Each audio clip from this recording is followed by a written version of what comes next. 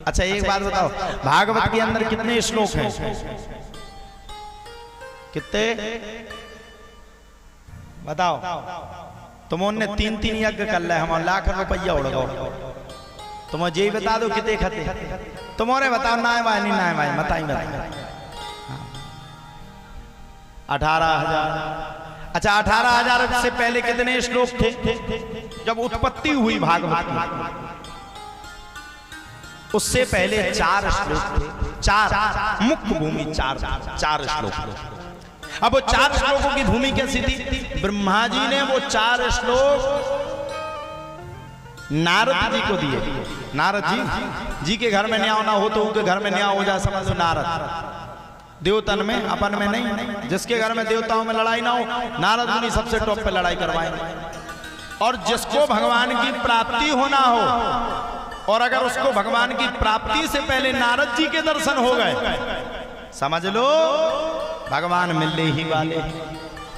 बेनारद जी ऐसो नहीं तुम्हारे गांव में हो को नारद ना हो तुमको भगवान मिल भी वाए। तो नारद मुनि को ब्रह्मा जी ने वो 4 श्लोक दिए, और वही 4 श्लोक ब्रह्मा जी ने श्री वेदव्यास जी महाराज को दिए। और उन्हीं 4 श्लोकों को वेदव्यास जी महाराज ने व्याख्या करते करते 18,000 श्लोकों में बद्ध कर दिया। और देखो साहब एक बात और आप लोग निश्चित रूप से मान लो, भागवत यथा सागर। क्या है भागवत? यथा सागर। आप किसी सागर में जाइए, किसी तालाब में जाइए, किसी नदी में जाइए, किसी जगह पर आप जाइए।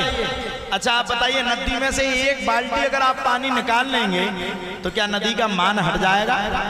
क्या नदी का बहाव धीरे हो जाएगा? भागवत भी यथा का सागर है। यथा महांति भूतानि, महान है भागवत। और भागवत महापुराण है, भागवत सागर है। और समझिए भागवत जिसको मंजिल ना मिले उसको मंजिल भागवत पहुंचाती है। भागवत वो सागर है कि अच्छे से अच्छे पापी से पापी मनुष्य भी भागवत की कथा को सुन लेवे तो उसके जीवन का कल्याण हो जाएगा। यही भागवत है, यही भागवत। 4 श्लोक। अब वो 4 श्लोक कौन से? यहाँ तक की वर्णन ये भी किया जाता है, भागवत महापुराण में ये भी कहा गया है, जिसके घर में सुख ना हो, जिसके घर में शांति ना हो, जिसके घर में यश ना हो, जो दलितता से घेर रहा हो, बिल्कुल सब लोग सुन लें, इस बात को नोटिस कर लें और ये उपाय आप लोग कर लीजिए। बिल्कुल आपको कहीं जाने की जरूरत नहीं, आपका काम निश्चित होगा। जिसके घर में यश ना हो, जिसके घर में धन की प्राप्ति ना हो पा रही है, और जिसके घर में बराबर कलह चलता हो, उसको कुछ नहीं करना है। मात्र भागवत के ये 4 श्लोक हम गा करके बोल रहे हैं। आप हमारे YouTube चैनल में से ये 4 श्लोक प्रतिदिन निकालिए और सुबह से बैठ करके इन 4 श्लोकों को अपने घर में लगा दीजिए आप। हमारी गारंटी है एक बार में ये 4 श्लोक मात्र 2 मिनट में पूरे हो जाते हैं। यानी कि 2 मिनट में ये 4 श्लोक पूरे हो गए, यानी कि 2 मिनट में तुमने एक भागवत महापुराण की कथा सुनने का फल तुम्हें मिलेगा। और अगर ये तुमने प्रतिदिन अपने घर में किया तो समझ लो तुम्हारे घर में धन की भी कोई कमी नहीं रहेगी, यश की भी कोई कमी नहीं रहेगी, और घर में जो एक कलह मचता है वो कलह भी तुम्हारा दूर हो जाएगा। सुनिए साहब वो 4 श्लोक कौन से हैं? अहिमेवा शमेवाग्रे नान्यदियस्य सत्परम् पश्चादहं यदि तच्च यो विशिष्येत सूक्ष्मम् यथा महान्ति भूतानि भूतेषु चावचेष्वनु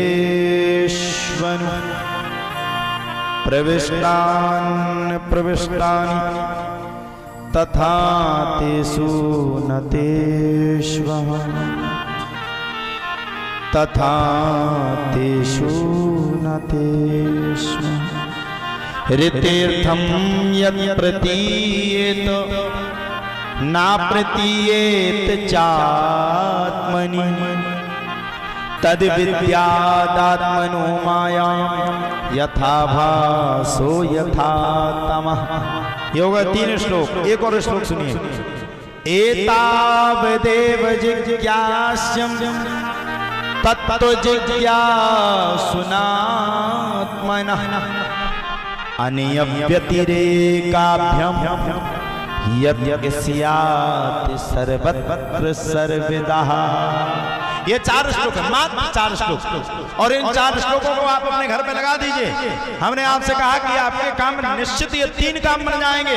जिसके घर में यश ना हो, जिसके घर में धन की कमी हो, कर्ज में डूबा हो, और जिसके घर में बराबर कलह मचता हो, वो मात्र भागवत के इन 4 श्लोकों को प्रतिदिन अपने घर में पढ़वे या निकाल करके चतुर्थ श्लोक की भागवत कह करके सुन लेवे। मेरी गारंटी उसके घर के सभी काम पूरे हो जाएंगे। सबका ये प्रश्न, भागवत सुनने का मुख्य स्वरूप क्या है और भागवत क्यों सुनना चाहिए?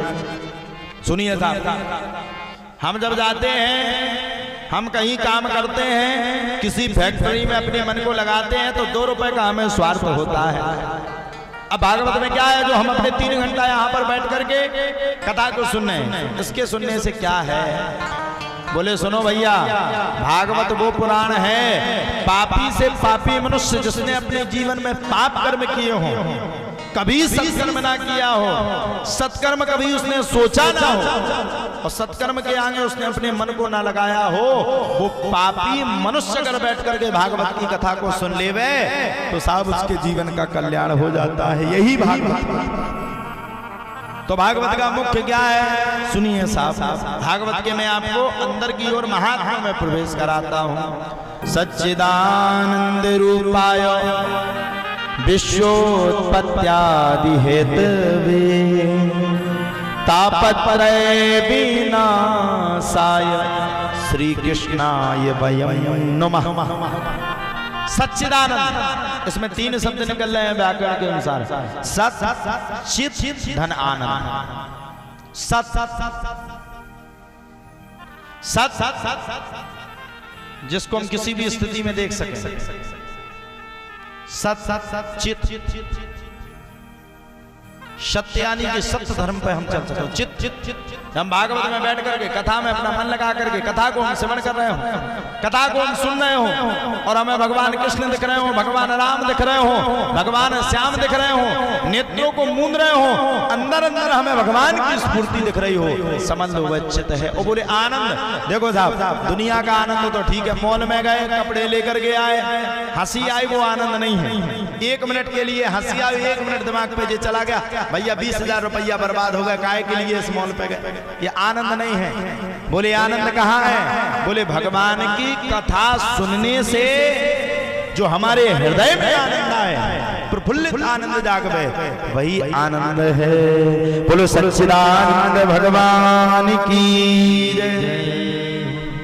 विश्वोत्पत्त्यादि हेतवे, बताइए साहब, विश्व की उत्पत्ति किसने की? विश्व की उत्पत्ति स्वयं भगवान ने की। अच्छा, पालन कौन करता? बोले भगवान। ये 3 देव हैं, ब्रह्मा, विष्णु और महेश। अच्छा, आप लोग बताइए, तीनों देवताओं का क्या काम है? ब्रह्मा जी का काम क्या है बताइए? ब्रह्मा जी का काम है सृष्टि में जितना भी ये क्रम घट रहा है, सृष्टि की रचना, सृष्टि में कैसा भविष्य होगा, सृष्टि में कैसा कैसा कार्यक्रम होगा, ये ब्रह्मा जी ने पहले लिख करके रख दिया। और भगवान विष्णु पालन कौन करते? बोले भगवान विष्णु। और देखो भैया, हमारे भूत पावन भोले बाबा का तो एक ही काम है, या तो उनसे प्रेम से तुम भोलेनाथ कह दो तो काम चल जाए, और भोले बाबा से ज्यादा माताओं की कोई सुनता नहीं। इतनी माताएं किसी और देवता को सुना दे तो देवता प्रकट होकर के 30 नेत्र नहीं, पूरे 17-18 नेत्र खोल करके फ्री कर दे। सुबह से लाइन लग जाती है, जितनी भी माताएं आती, ओम नमः शिवाय नमः शिवाय नमः शिवाय। अच्छा, भोले बाबा से ज्यादा कोई स्नान नहीं करता है। और सुनो, भारत में, पूरे बंड में, पूरे विश्व में, समूचे पृथ्वी लोक में 24 घंटा अगर किसी का दरबार लगता है तो वो मेरे भोलेनाथ का दरबार लगता है। सही बात है कि नहीं? कभी भी चले जाओ, रात के समय चले जाओ, ओम नमः शिवाय तुरंत दिन में चले जाओ, भगवान को जल चढ़ा दो, किसी भी समय चले जाओ, 24 घंटे अगर किसी का दरबार खुला हुआ है तो भोले बाबा का खुला हुआ है। बस भोले बाबा को कुछ नहीं चाहिए। अरे उनका है क्या, बेलपत्र धतूरा चढ़ा दो, भोले बाबा को चढ़ा करके हाथ जोड़ लो, प्रणाम कर लो, प्रतिज्ञापन कर लो, भोले बाबा प्रसन्न हैं। इसलिए भैया किसको मनाओ, बोले भोलेनाथ को मनाओ। तो विश्व की उत्पत्ति कौन करता है, ब्रह्मा जी। विश्व का पालन कौन करता है, भगवान विष्णु। और जब विश्व में नरसंहार का समय आ जाता है, जब समूचा विश्व नरसंहार की ओर आगे अग्रसर होता है, अग्रसर होता है, तब कौन करता है, बोले विश्व का संहार स्वयं भोले बाबा करते हैं। ये तीनों देवों के अपने अपने काम बटे हैं।